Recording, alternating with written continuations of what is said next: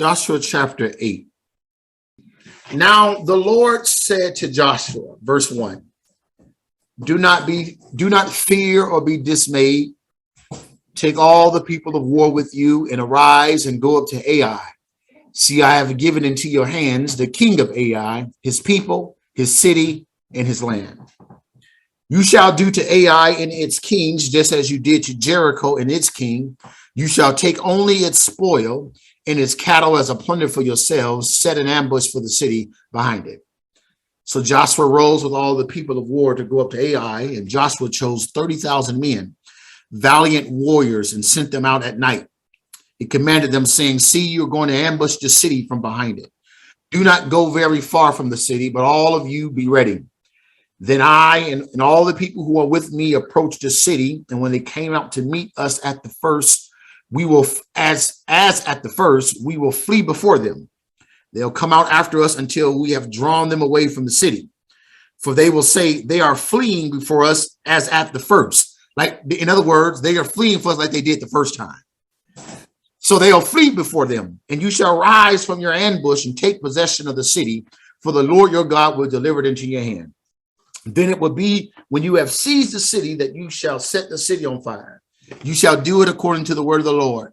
See, I have commanded you. So Joshua sent them away, and they went to the place of ambush and remained between Bethel and Ai on the west side of Ai. But Joshua spent that night among the people.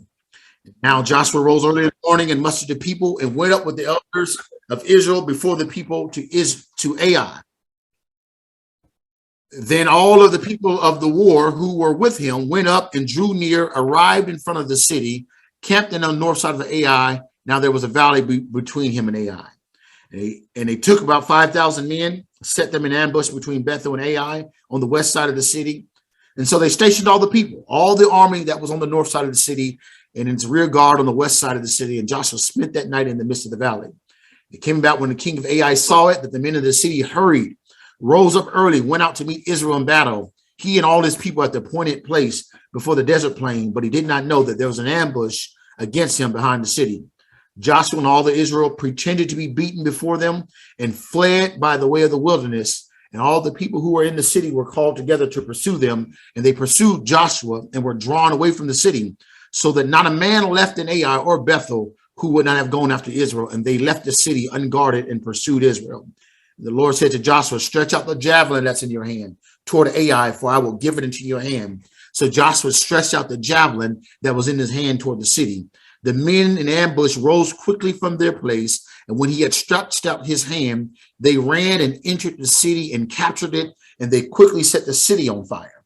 When the men of Ai turned back and looked, behold, the smoke of the city ascended to the sky, and they had no place to flee this way or that, for the people who had been fleeing to the wilderness turned against their pursuers. When Joshua and all Israel saw that the men in ambush had captured the city, and that the smoke of the city ascended, they turned back and slew the men of Ai. The others came out from the city to counter them, so that they were trapped in the midst of Israel, some on the side, some on that side, and they slew them until no one was left for those who survived or escaped. But they took alive the king of Ai and brought him to Joshua. And that is that story of Ai. And you may wonder, what in the world does this have to do with Father's Day? Well, I want to contextualize it in light of Father's Day, but also here's the thing. In order to understand this, we're going to have to understand what happened before this in Joshua chapter 7. And so here's what I want to talk about. I want to talk about dads experiencing victory where there was once defeat. Because that's essentially what Joshua 8 is. Yes, it's not just about the dads, it's about the nations, but there's a message in there for dads. Dads experiencing victory where there was once defeat. Joshua 8 is a unique story in that sense that it's one of the few experiences, one of the few stories where we get to see Israel fighting and battle twice. When we come to Joshua 8, this is the second time that they've come around. See, the first time they came to Ai was in chapter 7. And I didn't read it all, but you know the story, and I'll summarize it again. Remember, they go to Jericho, right? The walls come tumbling down, and Jericho is defeated, and they bring the kings, and they spoil the the Lord says, don't don't touch anything. It's mine. You know, the first fruits and all that. The whole city shall be under ban. And but there was this father. Interesting. We'll come back to this. It was a dad. He named Achan, and he decided he was going to take some of the stuff anyway, and he hid it in his tent. And nobody knew about it but him and his family. And so they go then, Joshua then prepares the people for battle. They leave Jericho, and then they go to Ai, and they first send out some spies and some scouts, really scouts, to say, go scout the land, see how many, what kind of army we're dealing with. And they came back and said, oh man, this is nothing.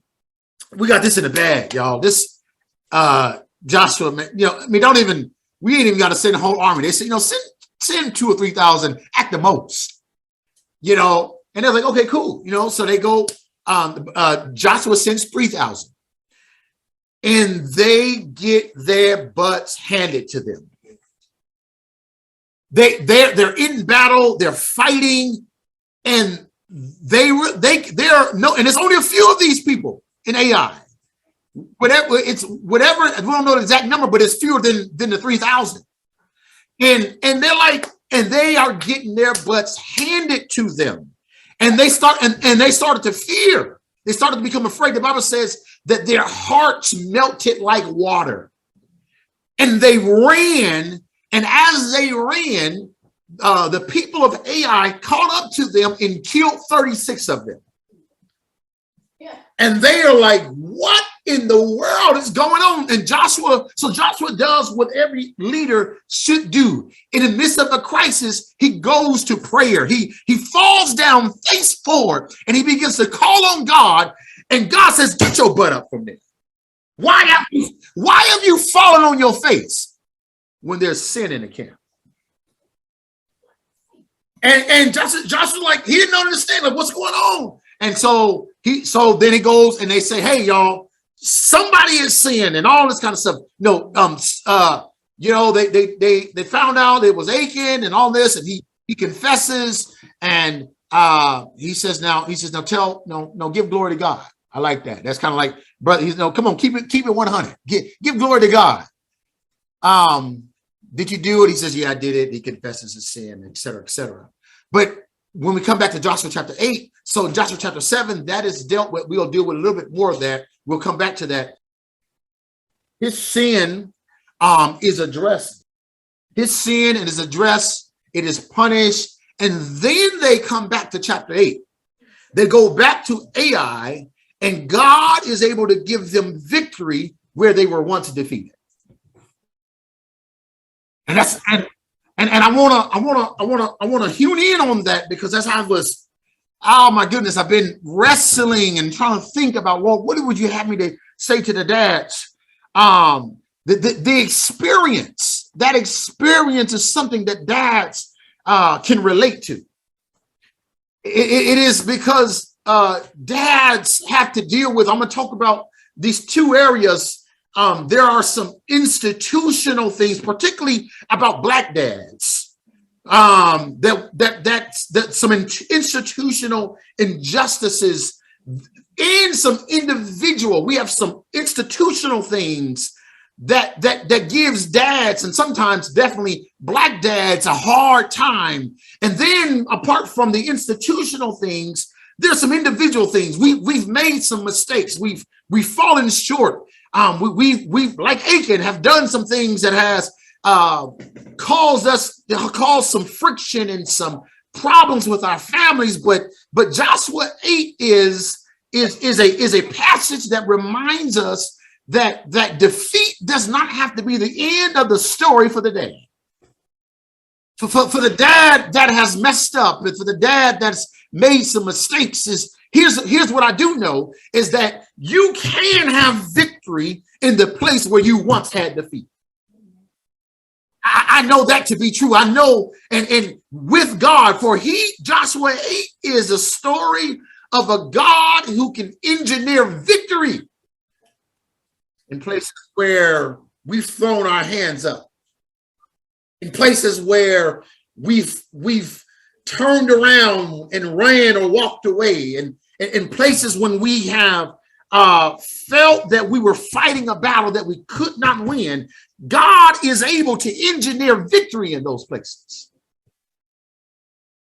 So I want to talk about as I use that as our frame. I want to dive briefly, and then we're going to circle back to the text. I want to dive briefly into two areas: institutional issues that have affected our dads, and then even some individual things that have affected our dads in regards to bringing us to a place of defeat, or at least feeling defeated, even if it's temporary, and show you how God can bring victory in those areas.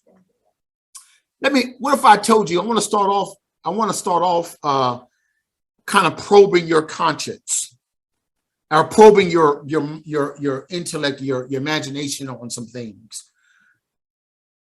What if I told you, and we can have some honest discourse. What if I told you most Black dads live with their kids and are more hands-on than any other dads?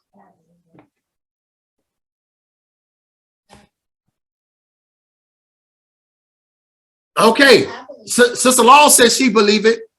Jasmine said she wouldn't believe it. Sister Johnson, I think it was, says that's not always true.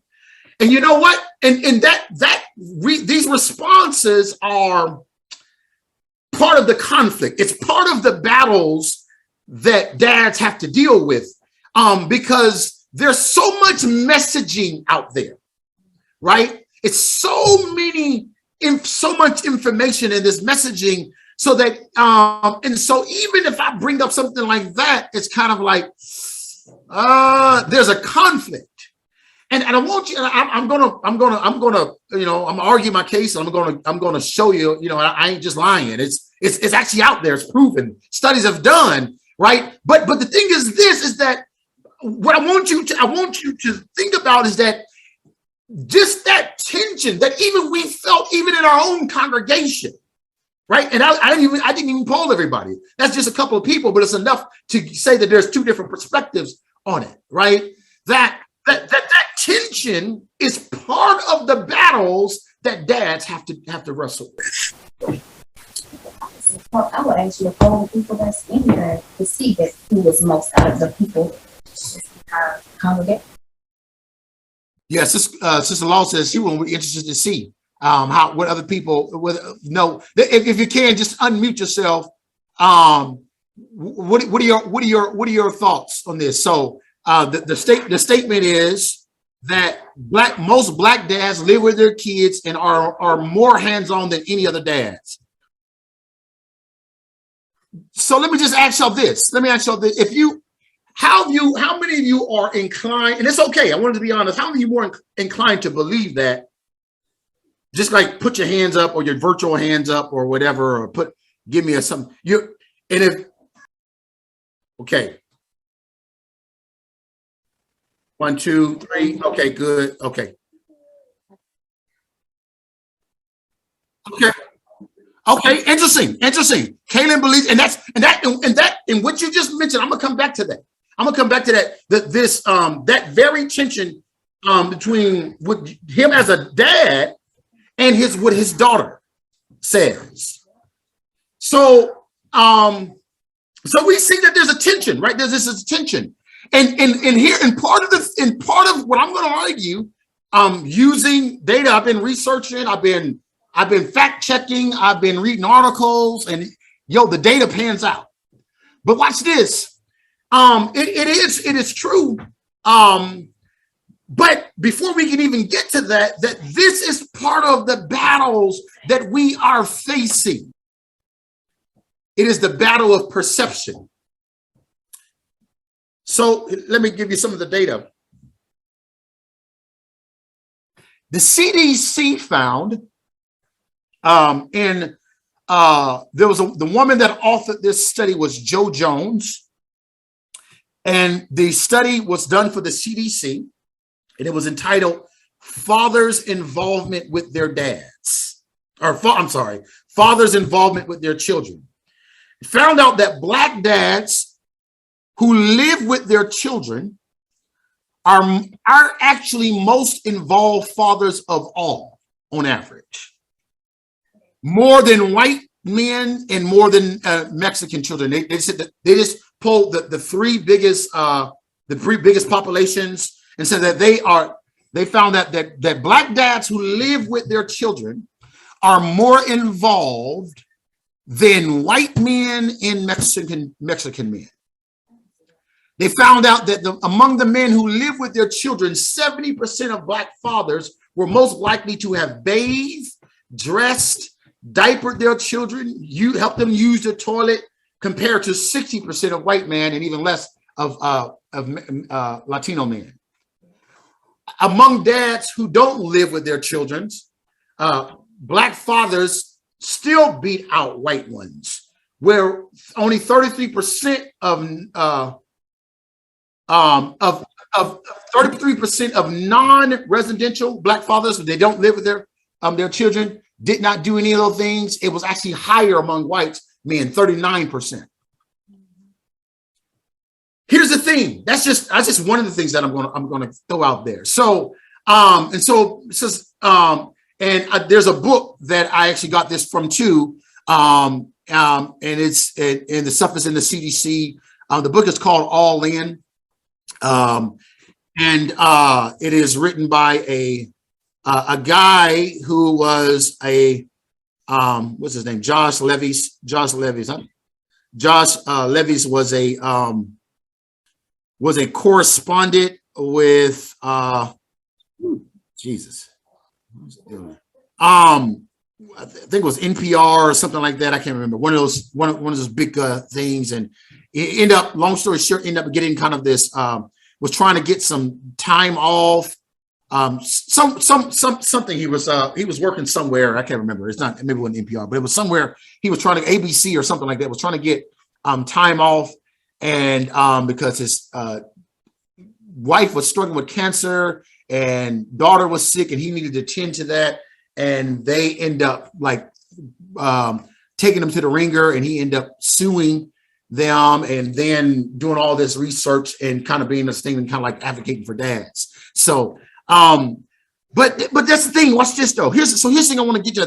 There are in regards to institutional things and perceptions in the culture, stereotypes and things that matter. These matter. There are two battles that dads and even Black dads more than any other have to deal with. And it's the first one is this. It is the battle of the stereotype of the absentee dad.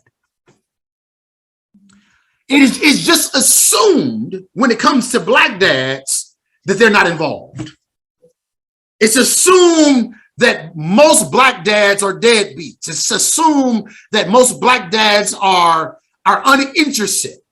And the fact that, watch this, the fact that even in all of us, I know all of us, we love our Black families, we love Black dads. We are a congregation that is unapologetically Black and unashamed of being Christian, and we don't see a conflict in either one of them, right? So if we who have this and y'all can wrestle with this tension even among our own ranks, how much more then is that tension being projected on a larger part of society? And then think about then, what does it do to the psyche of Black men who have to always deal with the battle that no matter how good you are, no matter how involved you are in the life of your church, in the life of your family, in the life of your kids, that is just assumed that, watch this, that you are the exception. That's not the default thing. That is a myth. There's a myth that most Black fathers are absent from their children's lives. The myth of fatherlessness is often used, watch this, as a default answer for the cause behind many of the problems facing the Black community. So this is not just an interpersonal, like people think about it. This mindset is on every level of the government, every level of society, so watch this. In a nutshell, the stuff that's going wrong in Black neighborhoods, guess who are to blame? Guess who becomes the whooping boy for that? Who becomes the scapegoat? Where are the Black fathers? That's what they'll say. And listen, it's easy then to believe that because there are some challenges. I'm going to be real. I'm going to say, yes, we still got some work to do, but we do need to recognize, and I'll give you those numbers. We still need to recognize, though, that I love the chapter in this chapter of this book, All In. He says, Black dads are winning, Black dads are doing the best at all. That's how he names the chapter. White man.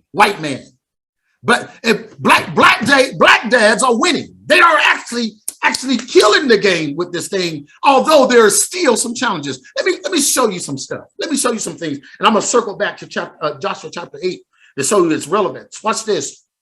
This should show you how intricate this thing is. Representative Jean Ives, in her response to a source of violence in Chicago, she said, the problem is the gun violence in this city of Chicago predominantly. And you know how you're going to solve it? Fathers in the home. She stated, fathers in the home, she repeated. Now, I do think fathers in the home can affect a lot of stuff. But I want you to be mindful of the type of messaging. Because, see, sometimes you can say right stuff, but when you say right things, and people's misperceptions have not been dealt with yet, those right things only feed the misperceptions. So when you say fathers in the home, the assumption is that most Black fathers are not in the home.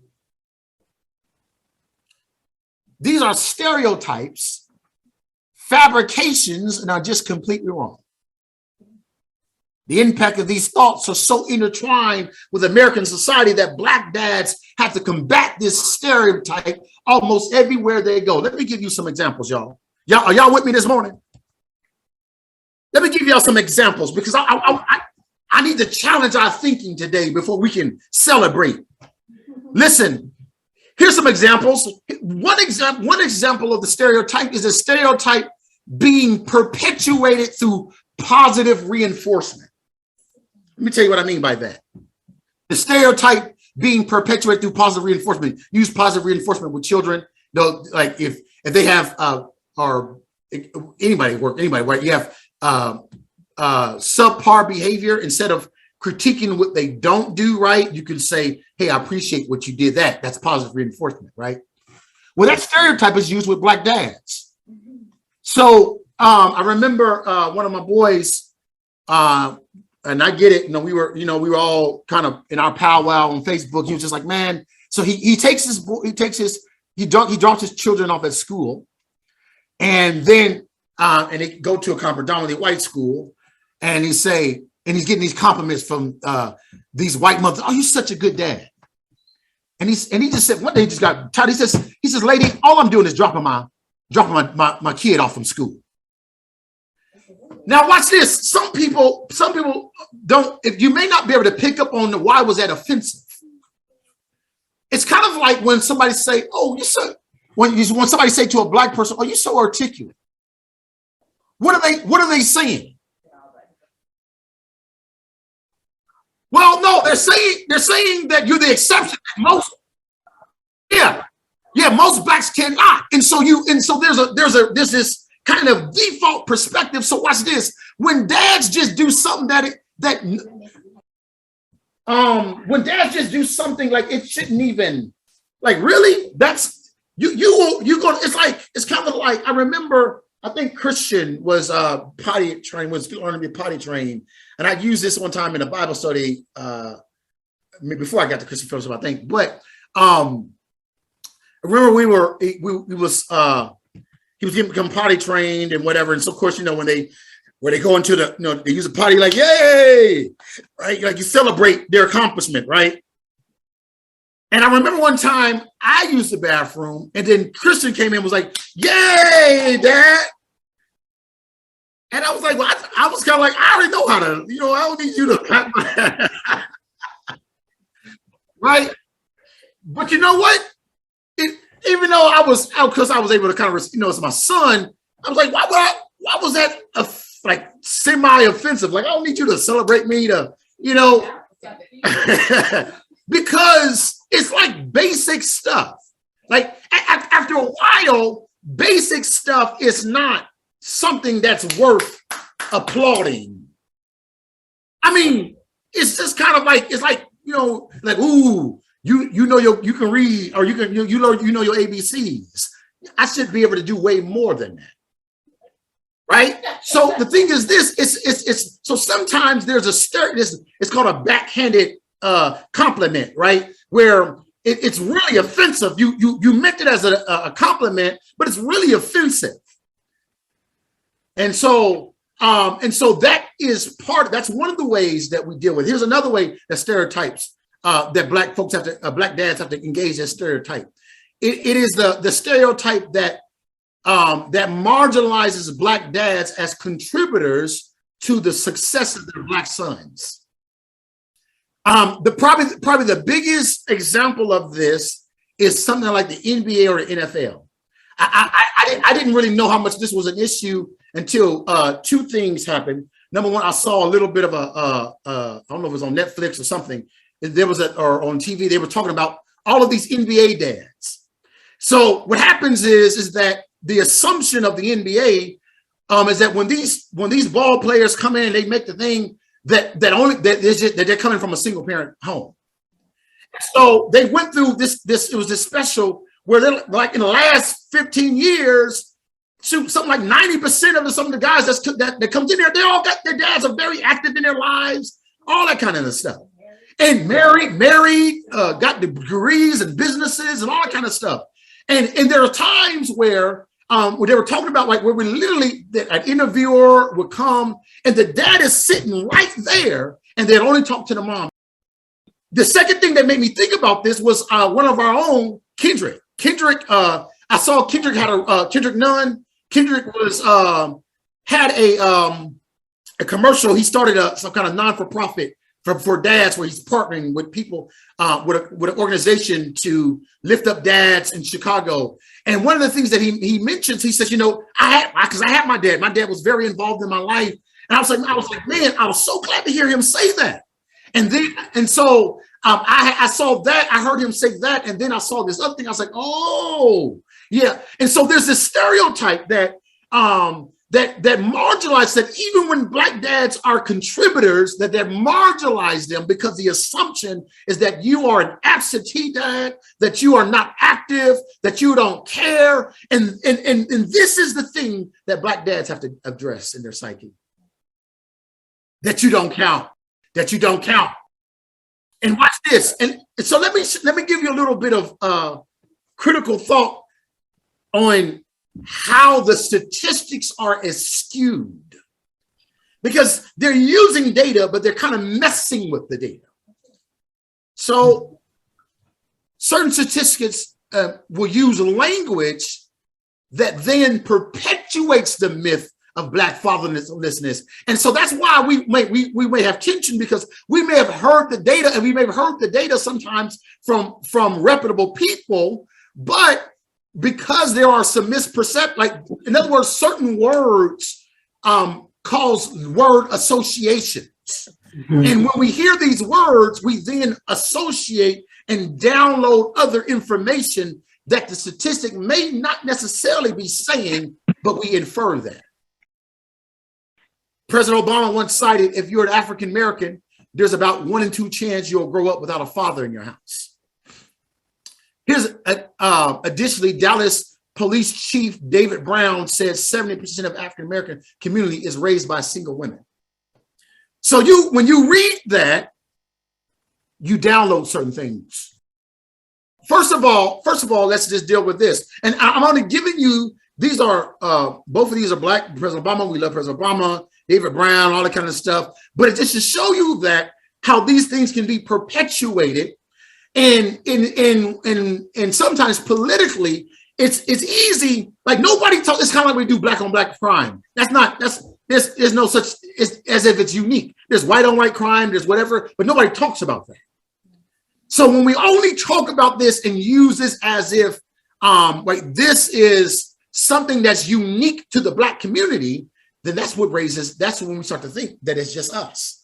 And it becomes hard to believe statistics that says that black fathers are more involved in their lives, the ones that live with them and the ones that don't live with them are more involved in lives than any other dads. It's hard for us to believe that. But let's pick this apart. 70% of African American community is raised by a single woman. Let me tell you, there's a problem with that. First, in order then for us to, number one, we need to make a distinction between households without dads and fatherlessness. Just because dad is not in the home, dad could be not being in a home because of divorce. Could be not being a home because maybe they never got married, but they don't mean that they're not co-parenting or that they're not involved. But the statistics will use who's in the home, and then politically use that to lift up a narrative that there's fatherlessness. But dads in the home or dads out. We need to make a distinction between dads that are in the home and fatherlessness because the two are not the same. But here's the other myth, though. According to the statistics, most black fathers actually do live with their children. 2.5 million dads live with their children versus 1.7 who don't. No, this one is just the biological dad, like 2.5 million. That says, now you might, you can say, well, okay, there's 1.7 million that don't, but we're gonna talk about that. But the statistics are there are more dads living with their children, more black dads living with their children versus ones that do not. So why then is it so hard to believe and to get over the absentee dad stereotype? It's because it's everywhere. And this type of stuff is not talked about. Watch this. So we have to be, and then watch this, even then, with the 1.7 million that don't, we still have to be careful about the messaging. Because watch this. Let's just say 70% of African American community is raised by a single woman. Single just means that she's not married, according to the statistical data. That's all it means, is that she's not married. So, right? And so this idea of single, all the single parent mother, right? And people thought that way. I was raised by a single parent mother. Sometimes that's the truth, but guess what? But even when that's true, most of the time there was usually some father figure who stepped in. Grandpa, uncle, big brothers, deacons at the church, pastors, youth pastors, right? So, but watch this. So unmarried does not mean absentee father, and single does not mean that there's no man. There could be a man in the house, but she's not married, so she's considered single. So unless we're willing to say that 70% of mothers are not in a relationship with a man at all, and we're not saying it, right? So it's like so we got to be careful. This is part of the stereotypes. It's the stereotype of the absentee dad, and then related to that is the stereotype of the inadequate dad. That even when he is involved, that is just inadequate. This is the motif and the narrative that shapes a lot of the court decisions and these custody battles There's some stuff that's overturning it, but as I was looking at the data, it seems like there are judges and courts that still have this implicit bias that, like in a divorce or something like that, that the mom will be the most competent person.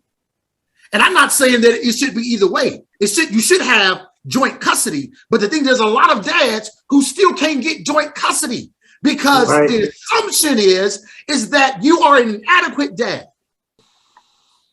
Even though, come on, y'all, even though the CDC thing says that Black dads are the most involved, the most likely to cook, the most likely to bathe, the most likely to put them to bed, the most likely to be, these are, even though.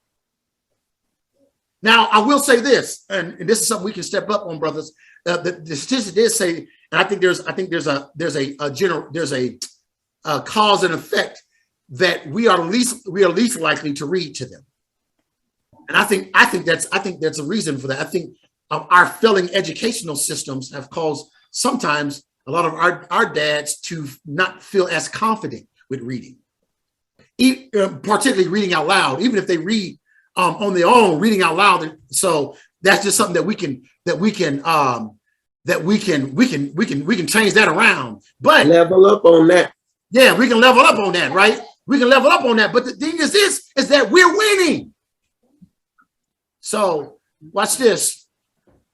So as we think about these battles, these challenges that we have to then even overturn, even sometimes in our own mind, it's clear then, I can say then without a shadow of a doubt, that because of the perception that fatherhood is one of those battles where Black men are feeling defeated. Even when they are doing what they should be doing, even when they're showing up to fight on the battle, even they're not AWOL. No, they haven't taken an absence without leave. They're actually present. They're fighting. They're in the trenches. And yet, because of some of the institutional things, or have to suffer some of the blows against fatherhood. So when we go back to Joshua 7 and 8, then we learn something. As I said, perhaps the most relevant message is that God can engineer victory on the heels of defeat, y'all.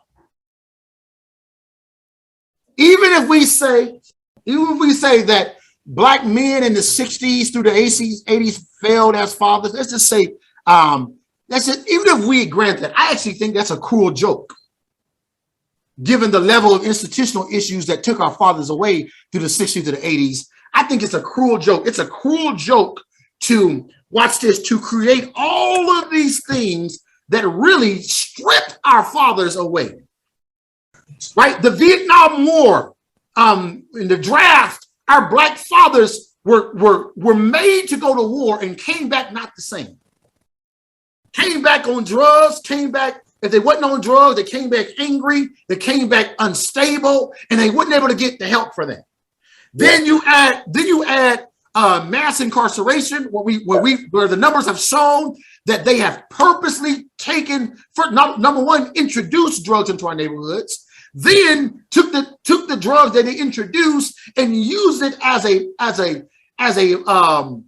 fundraising thing for the government. If we're gonna make money off of that, the war on drugs and all that kind of stuff became one of the biggest funding things for funding departments. Funding the judicial department, funding police departments, all kind of crazy stuff. You did all this kind of stuff. And so all those things really were the biggest contributors to fathers having to leave the home. And then watch this. Then you add the idea of you add the idea that when they didn't got these felonies and then as our women had to get on Section 8 and welfare and different stuff in order to supplement income, because you had took away our community's providers, then guess what? In some of these cases, dads could not return to these homes that have been federally funded or federally subsidized if you had a felony. So you created all these things that prevented dads from being in homes and then turn around and give a moral judgment for dads not being in homes. That's a cruel joke. You say, see, where are the dads? Where are they? Anytime there's some type of gun violence or something, where are the leaders? Where are the fathers? Nobody says that with the white kids. They go shoot up. They go shoot up neighborhood. Where are the dads? Where are their leaders? Right? And so I think it's a cruel joke. Look at what that did to our African American women too, though. At the same time, it caused them to think in terms of I'm better off without my man. Sure, and just like we're wrestling with some of this like internalization, like that's the thing is that these messaging is so strong that we even start to succumb to it. But listen, I came to encourage the dads. I wanted to empathize. I wanted to reveal and empower the dads, particularly our Black dads, to say, y'all keep doing what you're doing because we win.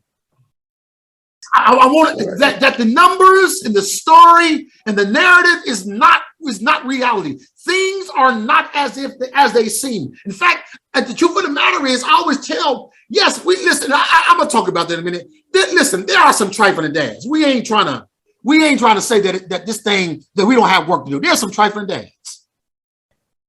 But guess what? But trifling dads ain't just unique to dads either, is it? A trifling parent ain't unique just to dads. Yeah. We got trifling mamas. You know how I know? Because more and more grandparents have to step in because neither mom or dad ain't involved. But watch this. So here's the thing. But there's a new generation of fatherhood being orchestrated on the heels of defeat. So watch this. Even if I think it's a cruel joke, I think we need to understand the source of fatherlessness from the 60s through the 80s. But even if we granted that even all that stuff, the end result is that our dads were not there. Okay, fine. Let's say if I conceded to that whether you want to blame drugs, you want to blame the war, you want to blame injustice and mass incarceration. Okay, the fact of the matter is, though, Pastor, our dads were not there. Okay, fine. Even if I granted that, there's a new generation of fatherhood being orchestrated. All right. There are dads, there are sons who knew the pain of what it felt like to grow up without their dad. Whether it was from he died, whether it was from injustice and imprisonment, whether it was from he was there physically, but mentally he was somewhere else, and all that kind of other stuff. They know that pain, and they are stepping up. There's a new generation, and it shows me that God is able to orchestrate victory in places where there was once defeat. Amen. God has the ability to orchestrate that exact place where the ball was dropped. That just like he did for the children of Israel and Ai, sometimes that place of defeat, if we trust God, if we walk with him, can become a place of victory. Let me give you a few things, and then I'm going to get on out your way. Let me give you a few things. As we look at Joshua chapter 8, I want to look at what their defeat consisted of. Israel's defeat, it consisted of embarrassment, confusion, feelings of abandonment by God, physical loss of confidence, and a range of other things. And if you look at some of the passages, you can see this in Joshua 7, 2-3. They were embarrassed. They were embarrassed because they thought it was a sure win. Joshua 7, 2 and 3. Now Joshua sent men from Jericho to Ai, which is near Beth-aven, east of Bethel, and said to him, go up and spy out the land. So the men went up and spied out Ai. They returned to Joshua and said to him, do not let all the people go up. Only about 2,000 or 3,000 men need to go up to Ai. Do not make all the people toil up there. They're just a few. They thought that was a sure win. and end up getting their butts handed to them. And so there's a level of embarrassment there. They were confused because they came off a miraculous victory, right? They had just defeated Jericho, Right. which was a very fortified city. And they had not anticipated nor prepared for such a huge turn of events. They're wrestling with confusion. They felt God had abandoned them because all of the pain and turmoil that they experienced. What in the world is going on? You sent us, Lord. I'm only doing what you told me to do. And they experienced physical loss. 36 people were killed. And the loss of confidence. Where was that? That's when they took off running. When the battle got tough. And listen, those are definitely, there's areas for sure where we've lost in fatherhood. We've lost where we could, there are fathers who've experienced these same experiences, these same emotions. Dads who felt confused when they get compliments for just dropping off their kids to school. Dads who've had to deal with physical loss. I know our news oftentimes manipulates and weaponizes because they don't really care about Black women's tears. But when we get gun violence and they'll highlight Black women's tears, but guess what? For as many mothers there are crying, and dads, there's some dads that are crying too. There's some dads that are being hurt too. That's what Killer Mike. That was Trayvon, not Trayvon. Mike Jones in Ferguson. He stayed in the media. There's some Black dads that are hurting too. Here's the thing. You got all of these things, all of these dynamics, but the thing is, in areas where we've had to suffer defeat, God has given us victory, and He can give us victory. Yes. As I transition to my close, there are those are some institutional things, but guess what? There's some individual mistakes too. The crazy thing is that the battle lost of Ai was connected to the individual sin of Achan. Here's an interesting something that I noticed that I never noticed before. And when I teach exegesis, I teach about list, like paying attention to when you have a list. A list is two or more things that are presented. Joshua 7:24. I want you to notice something about this list. Tell me what is not on the list. Then Joshua and all of Israel with him took Achan, the son of Zerah, the silver, the mantle, the bar of gold, his sons, his daughters, his oxen, his donkey, his sheep, his tent, and all that belonged to him, and they brought him to the valley of Achor. They're getting ready to stone Achan, some scholars say even the family. There's some different things going on there. But what's not on the list? Right. His wife. I never saw that before. His wife, and it is the chances that there's a good chance then that he may have been a widower. And here's the thing then. So you could think then of how because all the other stuff, I mean, he had oxen, donkey, sheep, that was given to them. The gold, the silver, the mantle was what he stole. But then you could see then, watch this, that there's a good possibility that his greed was tied to trying to do something for his children. Nowhere does it mention his wife. I never saw that before. Very interesting. So it only mentions then is that the list then only mentioned his role as a father and as one who possesses. And one thing, he ended up being defeated, suffering his own defeat, his own individual mistakes, because he was defeated by his own greed. He lost sight that God was a generous provider.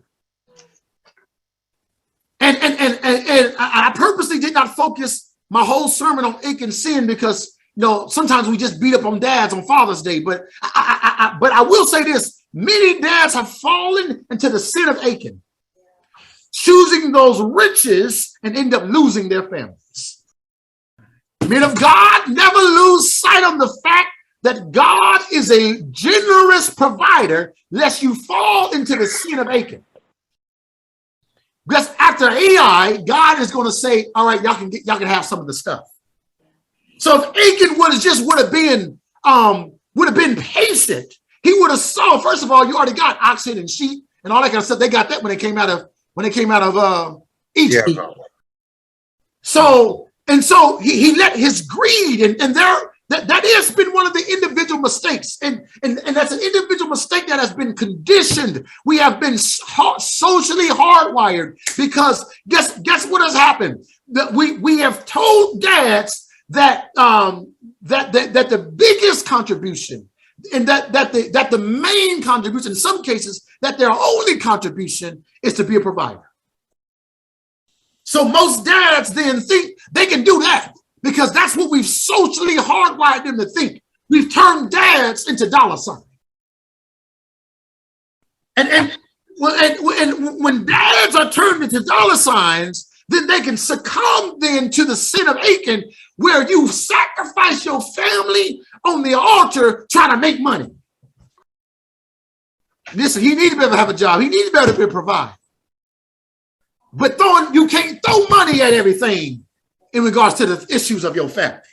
It's a system that rewards women for putting dads on child support, but it has very little. But that same system has very little interest in dads that desire to be more present. I know this to be true because there's statistics that say because there are dads that don't pay child support. And I've heard judges say it. But yes, we know there are some trifling dads out here. They just don't want to be involved. And guess what the system does? It punishes the dads that do want to be involved. And so then that's a system that rewards women for putting dads on child support because you're going to get extra. And it shows no interest in dads that desire to be more present. But even in the midst of that, God is allowing black dads to win. Even in the midst of these challenges, he is orchestrating the victory. We looked at Israel's defeat. We looked at Israel's dismay. Watch this. In light of all of that, in light of where they had been defeated, right? Because they wasn't expecting it. Joshua chapter 8, verse 1 says what? Because of that defeat, you can see then why God says in verse 1 of chapter 8, now the Lord said to Joshua, do not fear or be dismayed. Well, why would Joshua be afraid? Because they just lost the battle and people died. Yeah. It was embarrassing. They lost courage. It was difficult. It was all of that stuff. And that's the thing.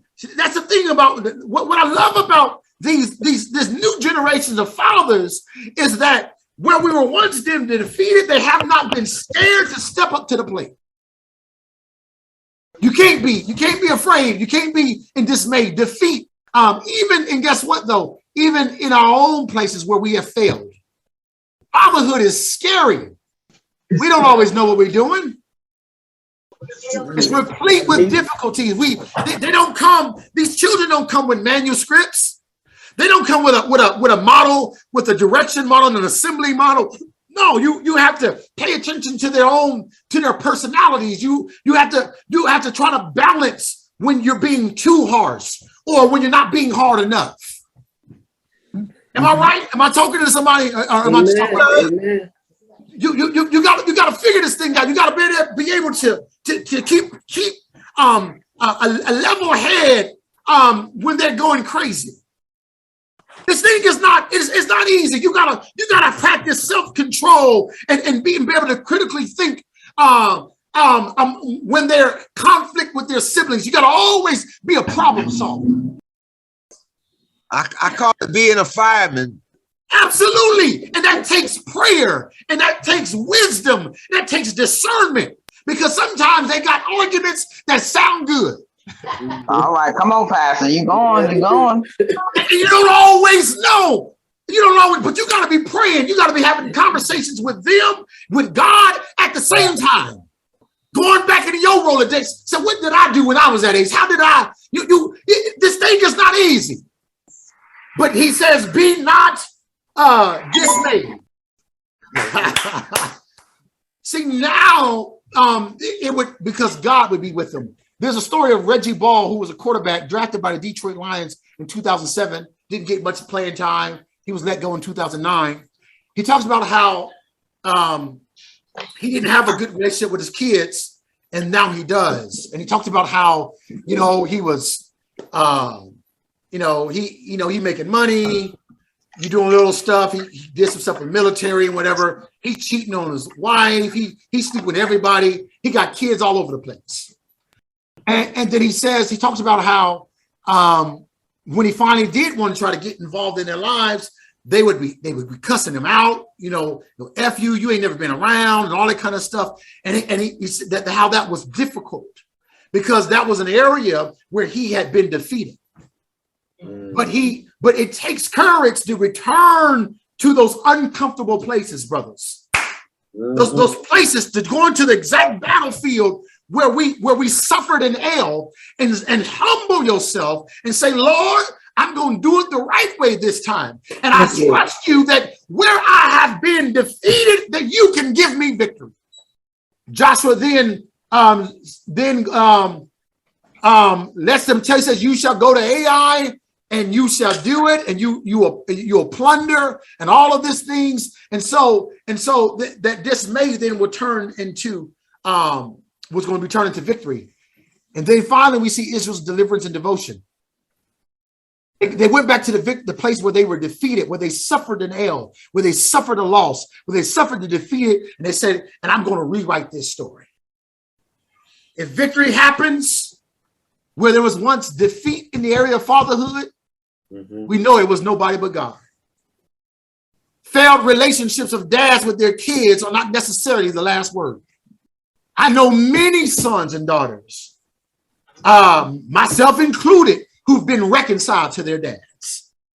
Praise the Lord. Defeat may live on that field, but God can turn that defeat into victory. Where there's been institutional defeat, there can be victory. Where there's been individual defeat, there can be victory. And I don't know about you, but when I look at the landscape, black dads are winning, y'all. Dads are working 2 or 3 jobs, taking their kids to sporting events, Yes. doing their daughter's hair, showing up to games, teaching their kids to read, bringing them to church, praying with their kids, Yes, sir. evangelizing their kids, Yes. discipling their kids, Yes, sir. worshiping with their kids. Yes, sir. Dads are winning. We're winning. And if we're winning, it's because the Lord is on our side. Listen, the Achan sin tells us it's very difficult to win when you're disobedient. It's very difficult to win. But if I'm trusting in the Lord, if I'm walking in his way, then if I know then that even when I fail, he turns my failures into victory. But for the Bible says that that we know that all things work together Oh, for the good of those that love him and are called according to his purpose. Oh, I got to leave you. There's deliverance that come out of this. But what I like about this is that there's a very interesting thing that goes on. After the victory, Joshua then takes Israel on a field trip. And the Bible says that Joshua built an altar to the Lord, the God of Israel, in Mount Ebal, just as the servant of the Lord did. This is crazy. They are in a war zone. And he says, it's time for worship. Joshua knew that this wasn't going to be the last battle that they would fight. But watch this, that he said, though, that watch this, if we're going to win, we need to learn how to turn worship how to turn our war zone into worship. I love that. Worship, you might say worship is not the time. War is not time for the worship. But no, he says, no, war is the time for worship. It's the time when you are in battles and fight. Let me tell you, make your worship a priority. Worship, even in the war zone, will give you a victory. That's right. Ask King Hezekiah. Ask King Hezekiah. Yes, sir. Ask King Hezekiah. Don't let your battles that you're facing in life prevent you from your obligations in worship. Because guess what? He recognized this. If my worship, Joshua knew if our worship ain't right, then we ain't gonna be able to war right. So he calls them, he took them, and they traveled 30 miles from that battlefield on a field trip. And they went and he read the whole law, and they rededicated themselves in worship to God. If we're gonna win, brothers, if we're gonna win, it's gonna be because we recognize who is fighting for us. Joshua understood that. He knew they just lost 36 men. The God that's fighting for us and fighting with us deserves worship even in the war zone. How you gonna be ready? How you gonna be ready for war if you absent in worship? Oh my God. How you Dads going? are experiencing victory though. We can experience victory where we once experienced defeat. Amen, y'all. I'm finished. Yeah. Amen. Wonderful. Amen. Amen.